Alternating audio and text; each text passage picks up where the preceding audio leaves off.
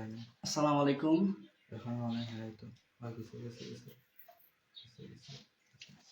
অনেকদিন পর আপনাদের মাঝে আসলাম। আপনারা সবাই কেমন আছেন একটু কমেন্ট করে জানাবেন। কথা শোনা যাচ্ছে নাকি একটু কমেন্ট করে প্লিজ জানান।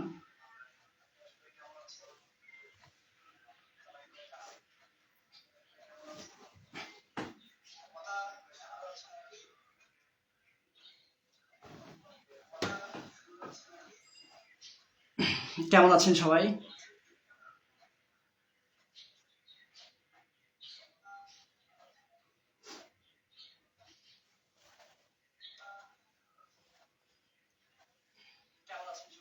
আলহামদুলিল্লাহ, আমিও ভালো আছি। প্রথমে শুরুতে কালাপাটা ফ্যামিলিকে ছোট বড় প্লিজ একটু জানাবেন। ওসব নিয়ে কথা বলতে চাচ্ছি না আসলে, কালাপাটাকে নিয়ে। কি খবর ছোট ভাই? আমি তোমার দিনাজপুরের আপু। হ্যাঁ আপু, কেমন আছো? মুন ভাই কি খবর? এই তো ভাই আলহামদুলিল্লাহ। কে কোথায় থেকে দেখছেন একটু জানাবেন প্লিজ।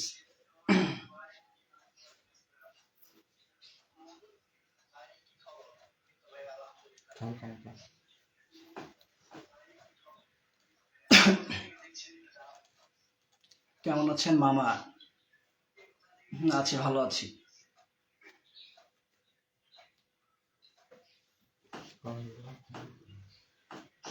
আমিনুল ইসলাম ভাই, শুরু করে আছি। থাকো ভাইয়া। লিপা বেগম কেমন আছেন ভাইয়া? আলহামদুলিল্লাহ আপু, আমি অনেক ভালো আছি। আপনি কেমন আছেন কমেন্ট করে জানাবেন। লিজা রাজশাহী থেকে দেখছি। ধন্যবাদ আপু আপনাকে।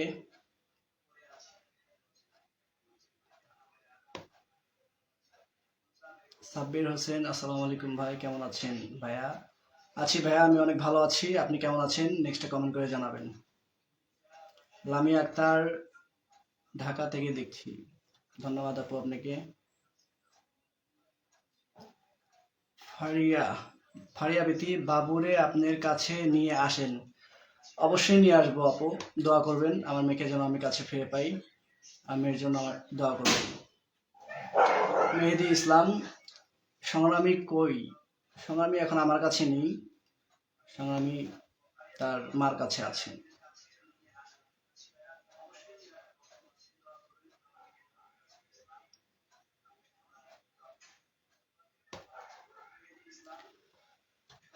আচ্ছা, আপনাদেরকে কিছু কথা বলি, যে জন্য আর কি আসছি আমি লাইফে। স্বপ্নপুরীতে আমার মেয়ে আমাকে কল রেকর্ড শুনেছেন যে আমার মেয়ে আমাকে ঈদের পরের দিন ফোন দিয়েছিল। ফোন দিয়ে আমাকে বলেছিল যে বাবা আমি রংপুর আসছি। আমি তখন বলেছিলাম মেয়েকে যে মাউনি কখন মানে কোথায় আসবে। তখন আমার মেয়ে আমাকে বলেছিল যে বড় আম্মার বাসায় আসবো। বড় মা মানে রিয়াদের নানা বাসায় আসবে। এখান থেকে 30 কিলোমিটার দূরে আর কি রিয়াদের নানা বাসা। যাই হোক, তারপর আমি বাবুকে বলেছিলাম যে মা তুমি যখন আসবা কারো দ্বারা আমাকে ফোন দিবা, আমি তোমার সাথে দেখা করব। তো আমি ঈদের পরের দিন তারপরের দিন অনেক অপেক্ষায় ছিলাম যে আমার মেয়ে আমার কাছে আসবে, তো সে আমাকে ফোন দিবে, তার সাথে আমি দেখা করব, তার সাথে একটু কথা বলবো। তো আমি অনেক অপেক্ষায় ছিলাম সারাদিন, কিন্তু আমার মেয়ে আমার কাছে আসেনি। তো স্বপ্নপুরীতে যাওয়ার প্ল্যান যেদিন বাবু ফোন দিয়েছিল তার পরের দিন আমার, কিন্তু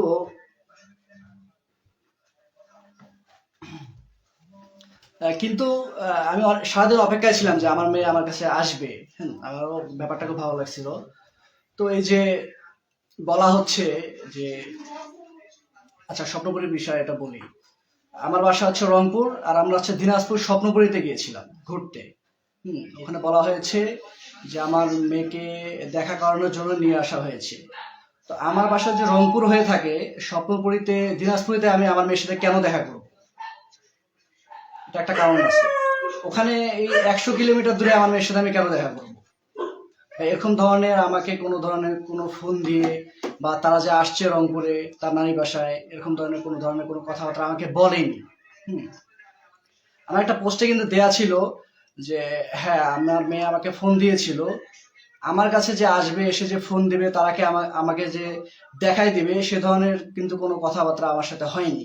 হুম। তো হঠাৎ করে আমি যাই, যাওয়ার পর স্বপ্নপুরীতে ঘোরাঘুরি করি, তখন দেখি আমার চাচা কোলে আমার মেয়ে। তো তখনই আমি তাকে ফোন দিয়ে বলি যে চাচা মেয়েকে নিয়ে ঘুরতে আসছেন, আমি তো দেখলাম, তো আপনি একটু মেয়ে আমার সাথে একটু দেখা করায় দেন। আচ্ছা আমি সেই যে আমি গতকাল রাতে চাচাকে ফোন দিয়ে সেটা উনি বলছে যে অজান্তে দেখাটা হয়েছে, আমি আপনাদেরকে শোনাচ্ছি, একটু ফোনটা দেখি, ছাইরো না।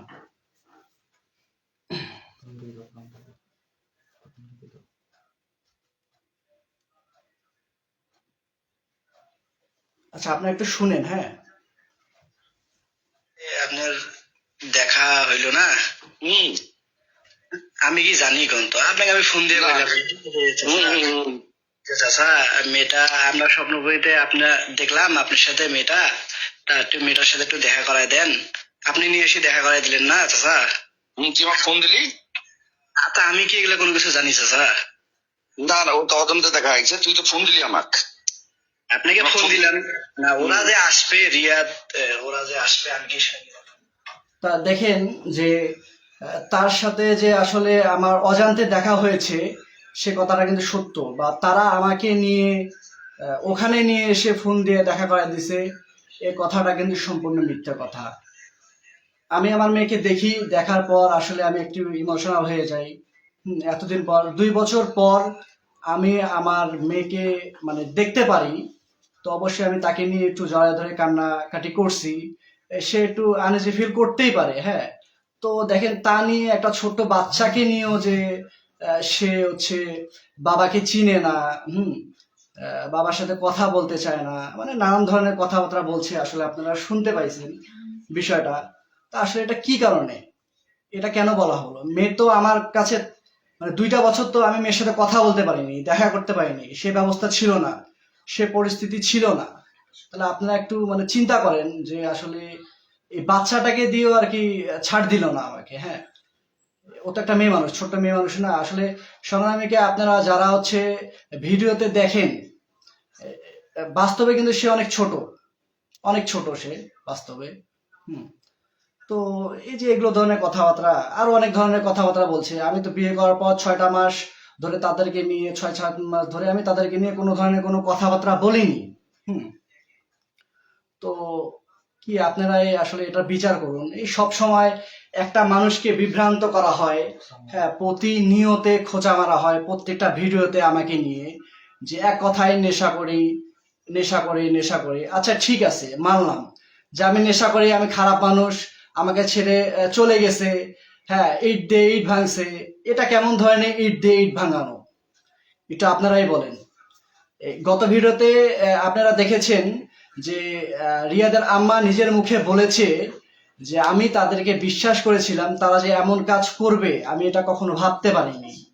তো এই পরকীয়ার বিষয়টা মানে সে তো কোনোভাবেই মানতেই চায় না সে যে পরকীয়া করেছে। আপনারা একটু ভাবেন, সে যে পরকীয়া করেছে, হ্যাঁ, ছোট ভাইয়ের সাথে দেবরের সাথে যে চলে গেছে সংসারটা ভেঙে, এটা আসলে সে কখনোই মানতেই চায় না। তার মাই তো প্রমাণটা আসলে করে দিয়েছে, তাই না? আপনারা তো আসলে এটা কি বিচার নাই? আল্লাহ কি এগুলো কি দেখে না? আল্লাহ কি এগুলোর বিচার করে না? আপনারাই বলেন। কি একটা অবস্থা, প্রত্যেকটা নিয়ত আমাকে নিয়ে তারা কথাবার্তা বলে। আরে ভাই আমি তো ওদেরকে নিয়ে পড়ে নাই, আমি তো ভালোই ছিলাম। মেয়ে একটা একটা মেয়ে 2 বছর পর বাবার সাথে দেখা হয়েছে, এটা স্বাভাবিক ব্যাপার, হ্যাঁ। বাবা মেয়েকে নিয়ে আমি মানে একটু এতটাই আমার মানে ইমোশনাল হয়ে গেছিলাম, মানে খুবই খারাপ লাগছে এতদিন পর মেয়েকে একটু কাছে পেয়েছি। তা নিয়েও কত কথাবার্তা কেন? ছোট্ট একটা মেয়ে 2 বছর আমার সাথে ছিল না, তাকে যা কিছু শেখানো হবে তা কিছু মানে শিখবে সে। তো এটা নিয়ে তো এত কথাবার্তা বলার তো কোনো আমি মনে করি কোনো বাড়াবাড়ি করাতে কোনো মানেই হয় না। কি একটা অবস্থা, এদেশে এত বিচার হয়, পরকীয়ার বিচার হয় না, মানতেই চায় না। আচ্ছা যাই হোক, কথাবার্তা হলো। হ্যাঁ, আচ্ছা ওই যে আরেকটা কথা, সেটা হচ্ছে যে বলে না যে তেলুয়া মাথায় তেল নাই, টাকলুর মাথায় বেল নাই। টাকলুর বউ আমাকে নিয়ে কালকে খোঁচাইছে। ব্যাপারটা হয়েছে যে আপা যে বলেছিল যে আমার যোগ্যতা নাই, হ্যাঁ আমাদের যোগ্যতা নাই, তাদেরকে নিয়ে ভিডিও করে হচ্ছে ভিউ কামাই করি। আচ্ছা মানলাম আমাদের যোগ্যতা নাই। আচ্ছা আপা আপনার যোগ্যতা আছে সেটাও মানি, আপনার যোগ্যতা আছে। তো এই যে আপনারা এত মানে এত কিছু যে করছেন, এত সব যে করছেন, এত কিছু যে দেখাচ্ছেন, এত দূর যে আসছেন, কার জন্য আসছেন? আমাদের জন্য আসছেন, শান্ত ভাইয়ের জন্য আসছেন, আমার জন্য আসছেন। আপনারা দুই বোন, আমরা আপনাদেরকে স্বাধীনতা না দিলে, সাপোর্ট না দিলে, সব দিক দিয়ে এই যে চুল না দেখাইলে, কোনো দিক দিয়ে আমরা আপনাদেরকে কোনো মানা করিনি। যেভাবে চলতে চেয়েছেন আপনারা, আপনাদেরকে সেভাবেই আমরা চলতে দিয়েছি। আপনারা কেমন করে বলেন যে আমাদের কোনো যোগ্যতা নাই? এখানে তো আমাদের যোগ্যতা দিয়ে হলেও আপনারা আজকে এই পর্যন্ত আসছেন, কিন্তু আপনারা তো স্বীকারই করতে চান না যে আপনারা পরকীয়া করেছেন। আল্লাহর কি এগুলোর বিচার কি হয় না? আবার বড় বড় গলায় হচ্ছে পরকীয়া প্রমোট করে। আসলে এরা কি একটা অবস্থায়। আচ্ছা মানলাম যে আমি খারাপ ছিলাম, একই বংশের ছেলে, ছোট ভাই রিয়াদ, ইট দিয়ে ইট ভাঙছেন, তা আসেন আপনি রংপুর আসেন, রংপুর এসে হচ্ছে এখানে সংসার করেন। হ্যাঁ, তাহলে আমরা হচ্ছে আপনাকে ফুলের মালা আছে বরণ করে নিব যে আপনি একটা অনেক বড় ধন্য কাজ করেছেন। আসেন আপনি, আপনার যদি কোনো দোষ যদি না থাকে, আপনি যদি পরকীয়া করে সংসার ভেঙে না চলে যান, তাহলে আপনি রংপুর আসেন, স্বাধীনভাবে আপনি হচ্ছে সংসার করেন এখানে। তাহলে ছোট ভাইরে নিয়ে কেন চলে গেলেন এখান থেকে? আসেন, আপনি আসেন। হ্যাঁ আপু, অবশ্যই নতুন বউ নিয়ে সুখে থাকবো এবং আছি আমি। আল্লাহর কি এগুলো বিচার নাই? অবশ্যই বিচার আছে। আসলে আল্লাহ আসলে মনে হয় যে আমাদের জন্য নাই। হ্যাঁ, এই দুনিয়াতে খারাপ মানুষের জন্য আসলে আল্লাহ মনে হচ্ছে যে আছে। এই যে এত এত যে মিথ্যা কথা এই সোশ্যাল মিডিয়াতে ভালো থাকার জন্য, পরকীয়া যে করছে এটা আসলে মানতেই পারে না সে, তারা কোনোভাবেই মানেই না যে তারা যে পরকীয়া করছে। এটা কেমন ধরনের কথা ভাই? এটা কেমন ধরনের কথা বলেন? আচ্ছা আমি নাহলে খারাপ, মানলাম আমি খারাপ, আমার ছোট ভাইকে বিয়ে করছে সে, সেটা কারণটা কি? কেন করছে?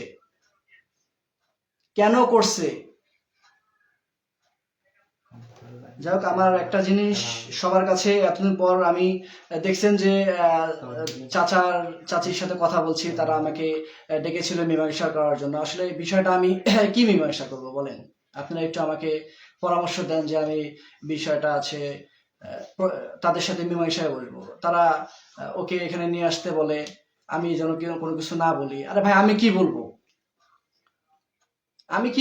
সে গেছে, গিয়ে করছে, বিয়ে করছে।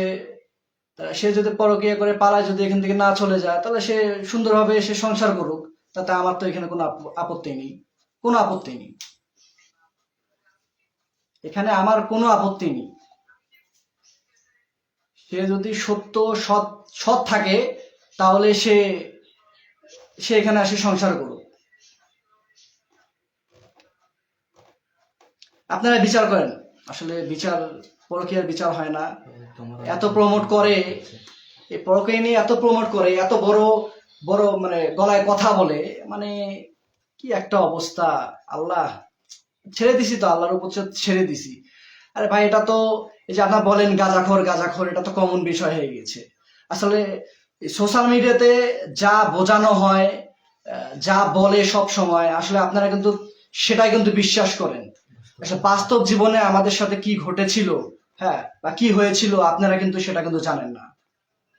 আপনারা কেউ জানেন না। আমি এতদিন কোনো কিছু বলতে চেয়েও বলিনি। আসলে মেয়েটা ছোট মেয়ে, ছোট্ট একটা মেয়ে, তারও তো একটা, তার যদি সে যে ভালোই চায়, তাহলে তো বাচ্চাকে নিয়ে এত ধরনের মানে নেগেটিভ কথাবার্তা একটা বাবা মেয়ের সম্পর্কে এত খারাপ খারাপ মন্তব্য আসলে করাটা আমি মনে করি তার উচিত হয়নি। হুম। সে কিন্তু ভিডিওতে বলেছিল যে তার বাবা মাকে নিয়ে আমি অনেক ধরনের কথাবার্তা খারাপ মন্তব্য করছি। আমি মনে করি আমি যখন থেকে সোশ্যাল মিডিয়াতে আসছি তখন থেকে তার ফ্যামিলিকে নিয়ে আমি কোনো ধরনের কোনো কথাবার্তা গালিগালাজ আজ পর্যন্ত কিন্তু করিনি। তাদেরকে মানে তাদেরকে বিষয় নিয়ে আমি কোনো ধরনের কোনো কথা বলিনি। তাদেরকে, তার বাবা মাকে নিয়ে আমি মানে কখনোই এই সোশ্যাল মিডিয়াতে অসম্মান করিনি। সে যেভাবে মানে সাজায় গোজায় আর কি বলতিছে, তা বিচার আপনারাই করুন। আপনাদেরকে দিচ্ছি যে বারবার বারবার কিছুদিন পর পর আমাকে নিয়ে কথা বলে, কিছুদিন পর পর আমাকে নিয়ে, এটা আসলে কারণটা কি? কেন? আমি তো ভালো আছি, আমি তো অনেক ভালো আছি। আর কি প্রমাণ, মানে কি প্রমাণ করাবো? সে যে পরকিয়া করে চলে গেছে, সে যে পরকিয়া করে চলে গেছে, আমি আর কি দিয়ে প্রমাণ করাবো সেটা? সেটা আপনারাই বলেন।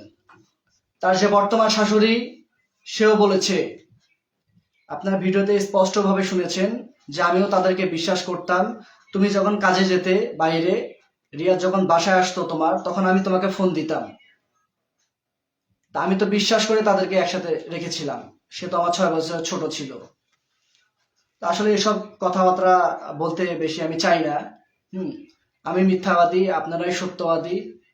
আপনারা যেহেতু আপনাদের নিজেদের যোগ্যতায় আপনারা অনেক কিছু আর কি করেছেন, এখানে আমাদের আর কি কোনো ইয়া ছিল না। হুম। ভালো যে আপনাদেরকে সাপোর্ট দিছি, সাপোর্ট দিয়ে আজকে এই পর্যন্ত নিয়ে আসছি। তারপরে কাদা মেরে ছুটে আর কি চলে গেছেন। আসলে এসব কথা আর বলতে চাই না। আপনারা ভালো থাকেন, এটা দোয়া করি। কিন্তু আপনার কাছে একটা অনুরোধ লাগে যে আপনি মেয়েকে নিয়ে, বাবা আর মেয়ের সম্পর্ক নিয়ে আর কোনো কিছু বলিয়েন না। আপনার কাছে একটাই রিকোয়েস্ট, আপনি বাবা আর মেয়ের সম্পর্কে আর কিছু বলিয়েন না। আমার মেয়ে অনেক ছোট, আসলে আপনি ওকে যা শিখাচ্ছেন, যা বলতিছেন, তা সে এখন তাই শিখতেছে। আল্লাহর বিচার একদিন হবে ইনশাল্লাহ। সত্যের জয় একদিন হবেই, সত্যের জয় একদিন হবেই। এতদিন আসলে বেশি বাড়াবাড়ি করেন না। আপনাকে আমি একটা কথা বললাম, আপনি আপনার মতন থাকেন, আমাকে আমার মতন থাকতে দেন। বারবার বলতেছি বেশি বাড়াবাড়ি করিয়েন না। এবার কিন্তু এলাকার লোকজন আপনার বিপক্ষে সাক্ষী দিবে। ছোট ছোট বাচ্চা থেকে শুরু করে আপনি যে ঘরের ভিতরে ছোট বাইরে নিয়ে ঘন্টার পর ঘন্টার গেট বন্দি ছিলেন, প্রত্যেকটা মানুষ আপনার এগেনস্টে, এবার এই এলাকার মানুষ যারা আছে তারা আবার সবাই মুখ খোলার জন্য প্রস্তুত হয়ে গেছে। তো আপনি আর বেশি বাড়াবাড়ি করিয়েন না, আপনি আর বেশি বাড়াবাড়ি মানে করিয়েন না। শুধু একটা কথা বললাম, বেশি সোশ্যাল মিডিয়াতে সিম্পেথি নেন না। আপনি আজকে এত কিছু যে করছেন কার জন্য? সাপোর্ট দিছি আমি, আমি আপনাকে সাপোর্ট দিছি। আমি আপনাকে সাপোর্ট দিছি দেখে আপনার কি ছিল? কিচ্ছু ছিল না। আমার কাছে এসে আমার সাথে বিয়ে হওয়ার পর আপনি আস্তে আস্তে আস্তে সেটা মানে যে আস্তে আস্তে সবকিছু উন্নতি করেছেন, কিন্তু কার জন্য করেছেন সেটা তো একবারও আপনি স্বীকার করেন না। করছেন? সেটা কখনোই করেন না। বেশি বাড়াবাড়ি করেন না, আমি চাই না বেশি আর বাড়াবাড়ি করতে। আপনাকে আমি বিয়ে করার পর থেকে 6 মাস ধরে আপনাকে কোনো কিছু বলিনি, বা আপনাকে নিয়ে কোনো ধরনের কোনো কথাবার্তা বলিনি। আর আপনি আমার মেয়েকে নিয়ে কোনো ধরনের কথা বলতে দিয়েন না। আপনার যেমন অধিকার আছে আমার মেয়ের, আমি কথা বলবো, দেখা করব, তাকে আমার কাছে রাখবো, সেটাও আমার অনেক অধিকার আছে বাবা হিসেবে। দায়িত্ব নেই না বলেন সব সময়। ও, মানে সংগ্রামী যখন জন্মের পর থেকে আপনি একে সবকিছু দায়িত্ব নিয়েছেন, মানে আমি কিছুই করিনি, মানে যেভাবে আর কি বুঝান সোশ্যাল মিডিয়াতে, যেভাবে বুঝান, আপনার আপনি যে পরকীয়া করছেন, আপনি যে ছোট ভাইকে সাথে পরকীয়া করে এখান থেকে সংসার ভেঙে চলে গেছেন, এটা সবাই বুঝতে পারছে। নতুন করে আর মানে বলার এখানে কিছুই নাই, এখানে বলার কোনো কিচ্ছু নাই। অতএব গেছেন, যদি সত্যবাদী সৎ সাহস থাকে তাহলে রংপুর এসে নিজের শ্বশুর বাসায় এসে, বর্তমান শ্বশুর বাসায় এসে সংসার করে দেখান। হ্যাঁ, মানুষকে দেখান, সোশ্যাল মিডিয়াতে দেখান যে না আমি ঠিক ছিলাম, আমি কোনো পরকীয়া করিনি। হুম, এসে এখানে সংসার করে দেখান। এলাকার মানুষ এলাকার মানুষ আপনাকে জুতার মালা গলায় দিয়ে এখান থেকে পাঠাই দিবে। বা আপনি আসবেনও বা কোন মুখে? আপনার বর্তমান শাশুড়ি তো বলছে যে আজকে এত বড় একটা কাজ করছে দেখে তো নিজের এলাকায় নাই, তার কি দিয়ে প্রমাণ করাবো বলেন? আপনাদেরকে আর কি দিয়ে প্রমাণ করাবো? তারা যে পরকীয়া করছে বারবার বলতেছে আমি খারাপ, ঠিক আছে আমি মানলাম আমি খারাপ, আমি মানলাম। সে যে পরকীয়া করছে এটা একদম সত্য কথা, নাহলে নিজের ছোট ভাই দেবরের সাথে কখনোই এই কাজটা করতে পারে না, কখনোই না। ইট দিয়ে ইট ভাঙছেন আপনি, আপনি বাইরে কথা করতেন, আমার তাতে কোনো মাথা ব্যথা ছিল না, আপনি যে করছেন। ঠিক আছে, আল্লাহ হাফেজ, ভালো থাকবেন সবাই। আর আমার জন্য দোয়া করবেন। আমি যে বর্তমান আমার ওয়াইফকে নিয়ে আছি, আলহামদুলিল্লাহ অনেক ভালো আছি। আপনাদের ভালোবাসা নিয়ে আরো ভালোভাবে থাকতে চাই, আপনারা আমার জন্য দোয়া করবেন।